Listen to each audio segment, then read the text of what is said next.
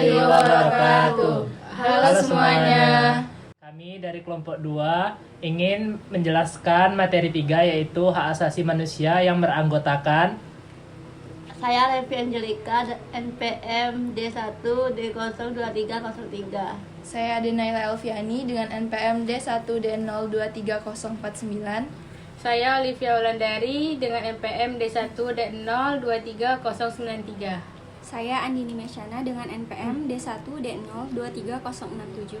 Saya Adinda Sofiana dengan NPM D1 D023041. saya Mufadil Parbenglin dengan NPM D1 D03053.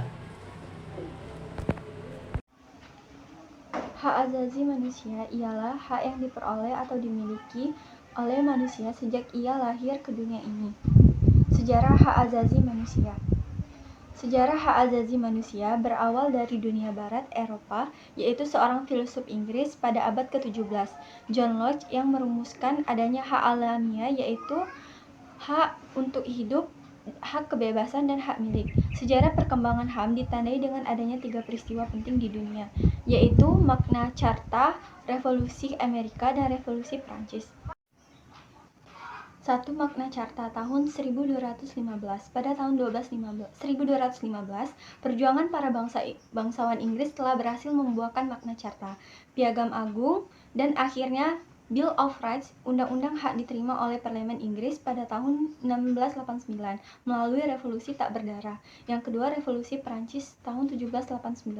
Perjuangan rakyat Prancis yang menentang raja-raja dinasti Bourbon yang dikenal sebagai Revolusi Prancis yang menghasilkan Declaration des droits de l'homme et du citoyen, pernyataan hak-hak manusia dan warga negara. Dari deklarasi inilah kemudian muncullah istilah hak asasi yang terkenal berikut, yaitu hak kebebasan, kesetaraan, dan persaudaraan. Yang ketiga Revolusi Amerika pada tahun 1789 yang terinspirasi dari keberhasilan Revolusi Prancis yang berhasil membuahkan Bill of Rights yang kemudian mencakup 10 rumusan hak asasi manusia, dan pada tahun 1791 menjadi bagian dari Undang-Undang Amerika Serikat. Perkembangan HAM di Indonesia periode sebelum kemerdekaan yaitu tahun 1908 sampai 1945. Pemikiran HAM pada masa sebelum kemerdekaan dapat dilihat dalam sejarah kemunculan organisasi, Pergerakan Nasional Budi Utomo, dan organisasi lainnya. Pergerakan-pergerakan yang menjunjung berdirinya HAM seperti ini tak lepas dari pelanggaran HAM yang dilakukan oleh penguasa penjajahan. Periode setelah kemerdekaan tahun 1945 sampai sekarang. Pemikiran HAM pada periode ini menekankan wacana untuk merdeka, yaitu hak kebebasan untuk berserikat melalui organisasi politik mulai didirikan, serta hak kebebasan untuk menyampaikan pendapat terutama di parlemen. Tahun 1559 berakhirnya demokrasi liberal dan digantikan dengan demokrasi terpimpin yang terpusat pada kekuasaan Presiden Soekarno. Demokrasi terpimpin tidak lain sebagai bentuk penolakan Presiden Soekarno terhadap demokrasi parlementer yang dinilai merupakan produk barat. Pada masa Orde Baru, HAM mengalami kemunduran pesat pada tahun 1970-an hingga 1980-an. Orde Baru menolak HAM dengan alasan HAM dan demokrasi bertentangan dengan prinsip lokal Indonesia yang berprinsip gotong royong dan kekeluargaan. Periode pasca Orde Baru tahun 1998, perkembangan HAM terbebas dari pasukan rezim Orde Baru dan merupakan awal datangnya era demokrasi di kala itu dipimpin oleh B.J. Habibie yang menjabat sebagai Wakil Presiden Indonesia. Pada tanggal 10 Desember 1948, Majelis Umum Perserikatan Bangsa-Bangsa atau MUPBB mengeluarkan Universal Declaration of Human Rights atau Deklarasi Hak-Hak Asasi Manusia atau biasa disebut dengan DUHAM. DUHAM sendiri memuat pokok-pokok hak asasi manusia dan kebebasan dasar termasuk cita-cita manusia yang bebas untuk menikmati kebebasan sipil dan politik. Menurut Ifdal Qasim, hak sipil dan politik adalah hak yang bersumber dari martabat dan melekat pada setiap manusia, yang dijamin dan dihormati keberadaannya oleh negara. Agar manusia bebas menikmati hak-hak dan kebebasannya dalam bidang sipil dan politik, yang pemenuhannya menjadi tanggung jawab negara. Selain itu, terdapat tujuan dari hak sipil dan politik, yaitu untuk melindungi individu dari penyalahgunaan kekuasaan dari pihak penguasa, yang mana untuk membatasi kekuasaan itu adalah dengan perangkat undang-undang. Berikut terdapat beberapa pasal terkait perjanjian hak sipil dan politik. Pertama, pasal 6 yang berisi hak atas hidup, kebebasan, dan keamanan pribadi. Pasal 9 yang berisi hak atas kebebasan dan keamanan diri. Pasal 14 berisi hak atas persamaan di muka badan peradilan. Pasal 18 berisi hak atas kebebasan berpikir, mempunyai suara hati, dan beragama. Pasal 19 berisi hak untuk menyatakan pendapat tanpa mengalami gangguan. Pasal 21 berisi hak atas kebebasan berkumpul secara damai, serta pasal 22 yang berisi hak untuk berserikat. Hak asasi di bidang ekonomi, sosial, dan budaya. Sebelum lanjut, kita harus mengetahui terlebih dahulu apa itu ekonomi, sosial, dan budaya. Secara umum, ekonomi adalah ilmu yang mempelajari bagaimana cara manusia untuk memenuhi kebutuhan hidupnya dengan sumber daya yang tersedia. Sosial merupakan hubungan dengan masyarakat, sedangkan budaya adalah segala daya dari budi yakni cipta, rasa, dan karsa. Di Indonesia, berdasarkan perubahan Undang-Undang Dasar 1945 dalam bab 10A, ditentukan mengenai hak asasi manusia. Namun, kaitannya terhadap ekonomi, sosial, dan budaya belum rinci atau jelas. Pada kali ini, saya akan merincikan atau menguraikan hak-hak ekonomi, sosial, dan budaya menurut perubahan Undang-Undang Dasar 1945. Dalam pasal 6, yaitu mengenai hak atas pekerjaan yang berbunyi individu berhak mendapat kesempatan untuk mencari nafkah melalui pekerjaan yang dipilihnya secara bebas. Jadi, setiap individu berhak mendapatkan kesempatan dalam mencari pekerjaan secara bebas tanpa ada unsur paksaan. Dalam pasal 8, yaitu hak membentuk serikat pekerja yang berbunyi individu berhak untuk membentuk serikat pekerja dan memasuki serikat sekerja pilihannya. Jadi, setiap individu berhak untuk membentuk atau memasuki serikat pekerja sesuai dengan pilihannya tanpa ada unsur paksaan. Dalam pasal 9, yaitu hak untuk pensiun yang berbunyi individu berhak mendapat jaminan hari tua termasuk asuransi tenaga kerja, yang artinya setiap individu yang telah habis masa kerjanya berhak mendapatkan asuransi pensiun. Dalam pasal 6, yaitu atas tingkat kehidupan yang layak bagi dirinya, serta keluarganya termasuk makanan, pakaian, dan perumahan yang layak, yang berbunyi, individu berhak untuk menikmati penghidupan yang layak bagi dirinya maupun keluarganya bebas dari kelaparan. Yang artinya, setiap individu warga negara Indonesia berhak mendapat penghidupan yang layak dan terbebas dari kelaparan. Dalam pasal 13, yaitu hak atas pendidikan, yang berbunyi, individu berhak untuk mendapat pengajaran sekurang-kurangnya pendidikan dasar, yang artinya setiap warga negara Indonesia berhak untuk mendapat pendidikan minimal pendidikan dasar. Hak asasi perempuan.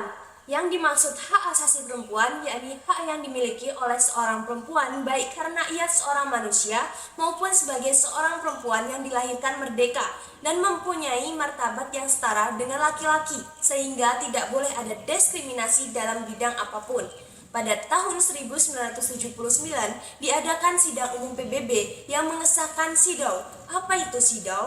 Convention on the Elimination of all forms of discrimination against women atau CEDAW ini merupakan konvensi yang menegaskan tentang tindakan-tindakan yang termasuk dalam diskriminasi terhadap perempuan dan mengatur agenda-agenda antisipasi dan aksi yang perlu diambil pada tingkat nasional oleh pemerintah untuk mengakhiri diskriminasi tersebut.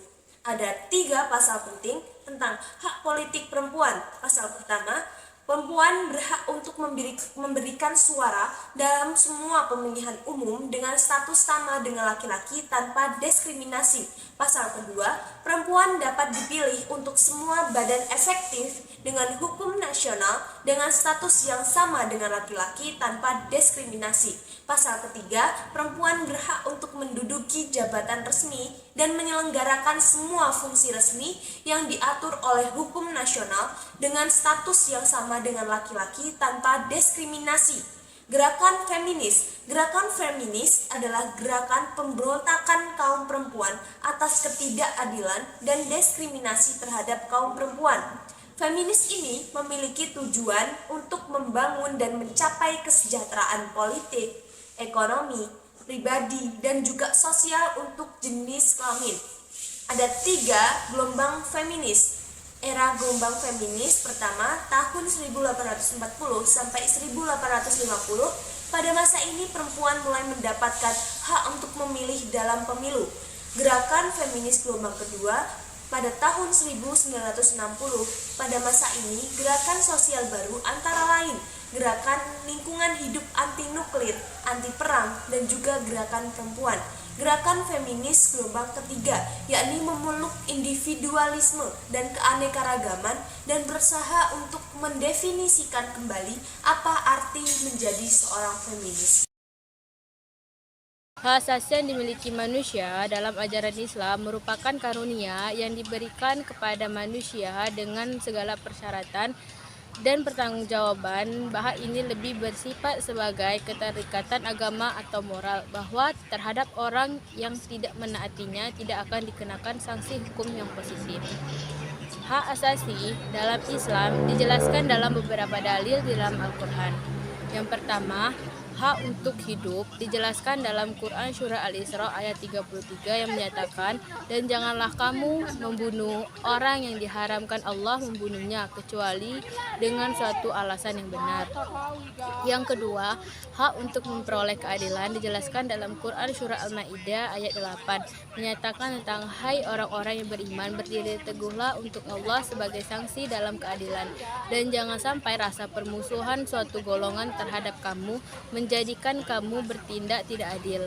Yang ketiga, hak persamaan dijelaskan dalam Quran Surah Al-Hujurat ayat 13 menyatakan tentang, hai manusia, kami telah menciptakan kamu dari seorang laki-laki dan seorang perempuan, dan kami telah menjadikan kamu berbangsa-bangsa dan bersuku-suku agar kamu saling berkenalan.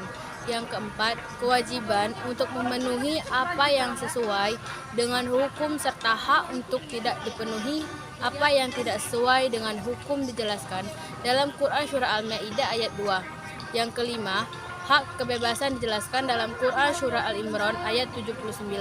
Dan yang keenam, hak kebebasan dipercaya dijelaskan dalam Quran Surah Al-Baqarah ayat 256. Dan yang terakhir, untuk menyatakan kebenaran dijelaskan dalam Quran Surat An-Nisa ayat 35.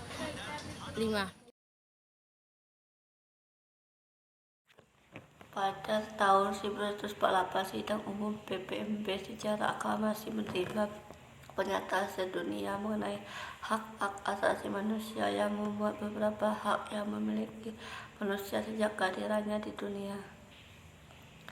Dalam sejarah perkembangannya, hak asasi manusia dipengaruhi oleh gagasan hukum alam atau natural law yang berpendapat bahwa setiap manusia mempunyai hak-hak alam yang tidak dapat diganggukan.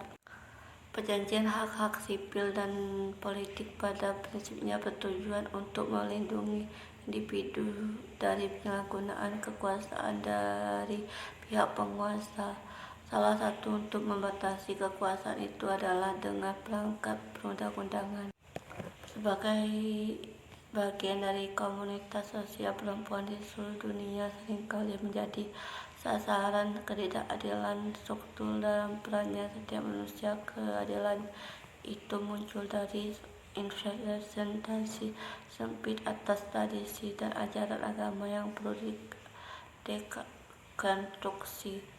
Untuk melindungi hak asasi perempuan, maka PPMB menghasilkan Convention on the Elimination of All Forms of Discrimination Against Women atau CEDAW di awal di negara-negara skandal di Navia.